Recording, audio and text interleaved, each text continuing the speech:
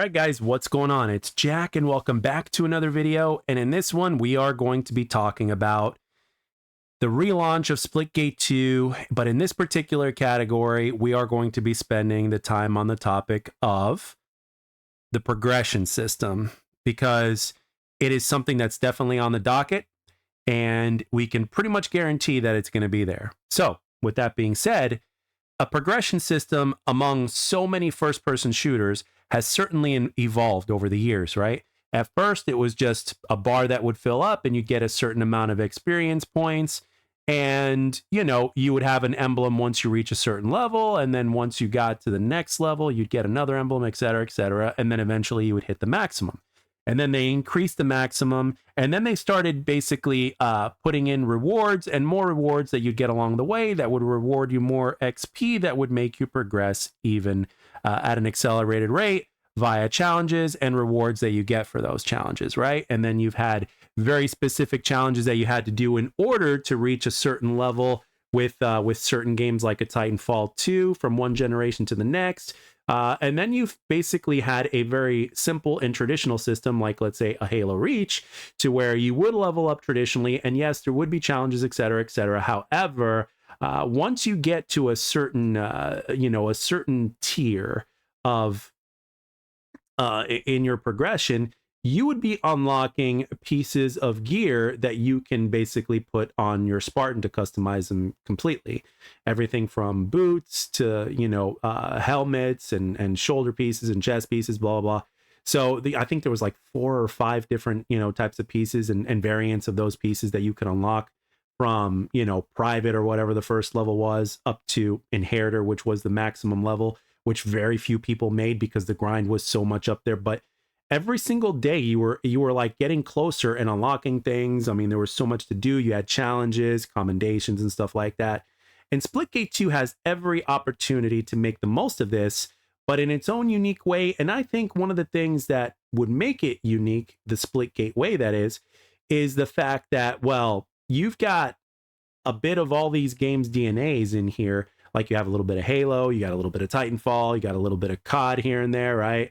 So it's like, okay, if we're going to have a handful of different games DNA in this one, and of course you add in the portals, it's like, well, what would be wrong with actually taking a bit of every single part of what made a progression system great about those games and making a hybrid system out of it, right?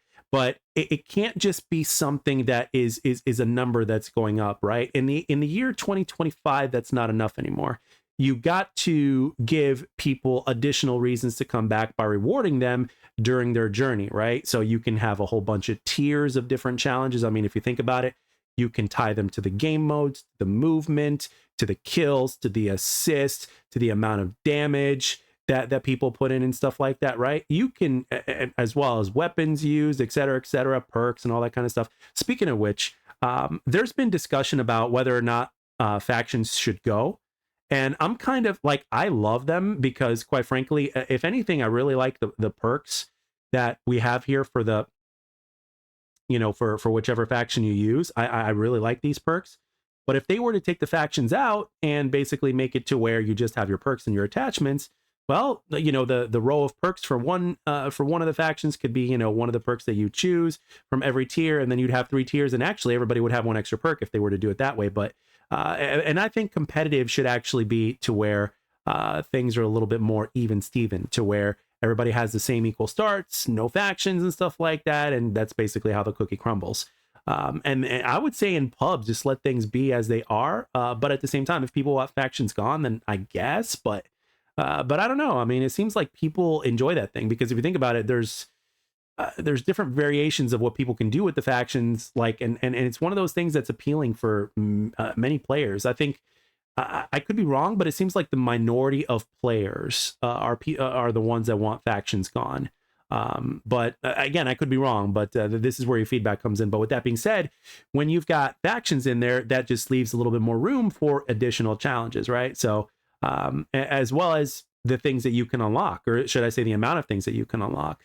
Because for me personally, I don't mind playing, any faction actually, which is very interesting to say. I don't mind any faction. Obviously, for certain situations, I would choose one faction over another. So, they all have their strengths, for different scenarios, and they're all very viable for all those different scenarios.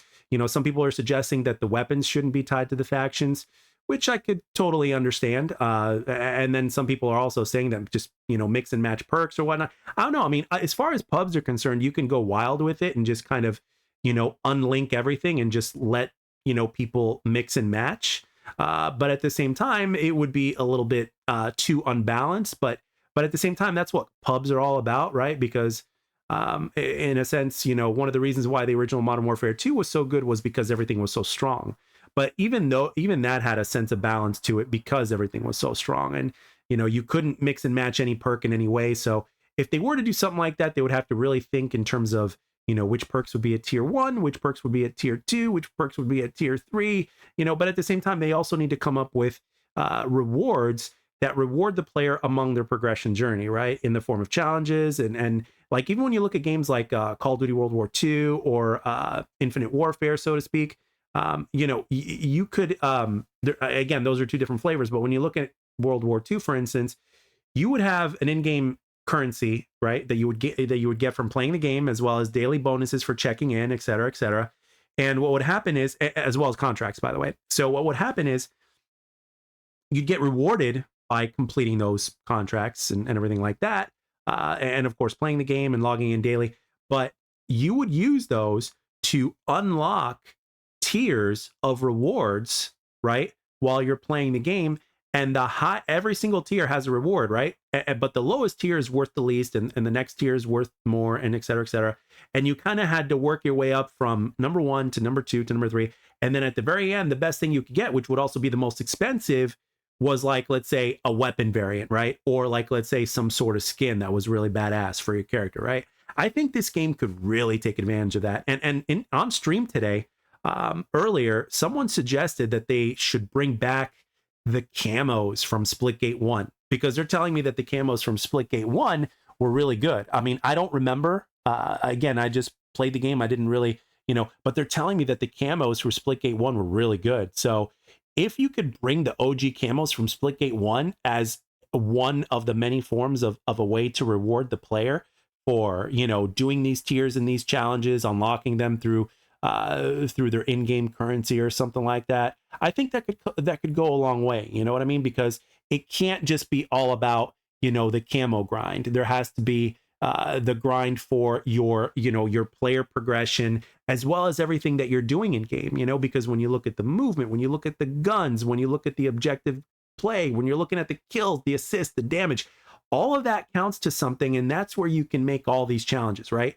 And just those notifications that pop up that say, hey, you're getting close to completing this tier, that helps. It's kind of like, when you progress from, like, let's say level 1 to level 2, when that pop-up happens, that helps. That's why I've suggested also for when there is, let's say you get a double kill, for instance, it'd be really cool if like 2 skulls were to pop up, similar to how it happens with Halo, where you get that medal that pops up with the 2 stars for a double kill and then the medal for 3 stars for a triple kill and so on. Like if something like that were to pop up in its own Splitgate way, I think that'd be pretty damn cool. And obviously things like portals that look different would be also another really good reward as well. Things like that, and pieces of armor for your character. I'm pretty sure that you can do arm pieces, leg pieces, boots, and a helmet. I mean, that's it really. I know it would be additional things for things like the artists and stuff like that to create, but I think those things would really go a long way. And especially when you look at the ultimate blueprint, which is Splitgate 1, as well as the games that have come from the past, I see something like, I see a great opportunity, because even a player like me, right, who does appreciate a really good progression system, I really do. But for me, that's the secondary factor, right? But for other people out there, especially in this generation, a progression system is just as important as playing the game themselves. So therefore, it needs to be as important as the fun factor of the game, right? So therefore, if you manage to succeed in doing this and taking the best of all these different kind of progression systems that we've seen over the years from all sorts of different games, putting your own Splitgate 2 take on it, and rewarding the player as they progress from tier to tier along the way, from level to level, from challenge to challenge, and stuff like that. I mean, who would not like such a thing, right? And something that's another thing that I've also thought of is just like a battle pass system that would be perfect in terms of to where it never expires. I don't think people should ever lose progress. And here's the interesting thing about Splitgate 2 being a free to play game that has, that is going to have that's going for seasonal content, right? Well, you can have, a total amount of things that you could possibly unlock for a season, which is 3 months. And then for the next 3 months, guess what? You're getting an update of the progression system that gives you further challenges and further rewards and, further things that you can come up with your imagination as creators, as devs. And I'm pretty sure even the community can come up with great things. So with that being said, when you think about it, you can do a seasonal progression system to where the player does not ever lose progression, but what happens is they get more and more to do. And let's say a player were to put the game down because, let's say, life happened, or they just wanted to take a break, or they just wanted to play a different game that's coming out, right? Something that they're looking forward to. And then eventually they come back and play. Guess what? They're going to see that the system has been updated and upgraded because of the fact that, well, there's a new season that's out. And not only do they have the stuff that they left behind to do in terms of the previous season, but they've got a whole bunch more to do, right? And when you look at games that have been around like Fortnite, just to name one, there's just so many things to do. And I've also heard that the finals, also has a lot to do and a lot of, in a really good progression system, et cetera, et cetera. So when you're thinking about all these different things, it's like, this game, Splitgate 2, has a really big opportunity in order to keep players coming back that is up to par with its gameplay, or you know what I mean? Because like I said, for a lot of players of today's generation, the gameplay for most players is not enough to keep them coming back, right? Or at least not for too long. But a progression system that always, is satisfying and is constantly rewarding them, and there's always something new to go for, and there's always that ultimate goal of trying to get everything.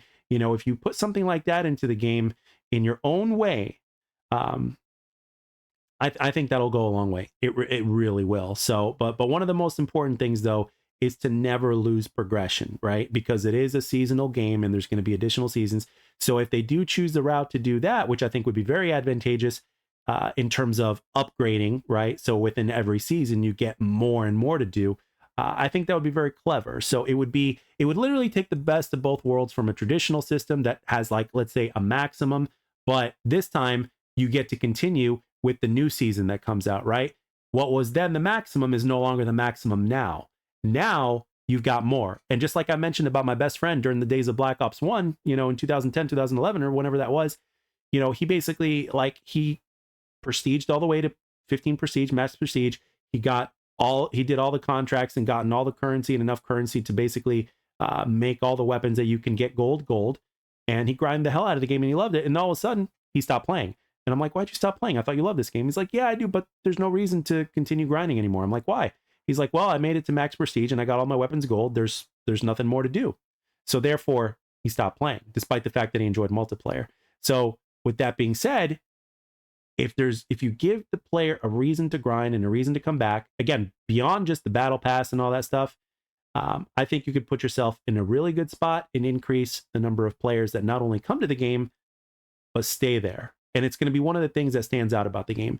If you truly make a progression system that is really meaty and fun to play, plenty of meat on the bone, et cetera, I think you have a winner. And I think that's one of the crucial pieces of this recipe in order to attract more players and to keep them around for longer as well. So with that being said, guys, I want to know what kind of ideas would you have for a progression system for Splitgate 2? Do you agree along the lines with what I've said? Do you disagree? Do you have a better idea? What do you think overall? I'd really like to hear everything down below. And as always, I like to thank everybody for taking the time to watch and or listen. And a special shout out to my channel members, because I lo and behold, there's members on my channel now. Go figure. Never ever thought I'd see that happen. And you guys basically are in the streams, but I just wanted to say thank you very much for your amazing support, and you guys are awesome. So thank you very much. So With that being said, guys, I'd like to thank everybody for taking the time to watch and or listen. I hope you enjoyed the video, and I'll catch you guys on the next one.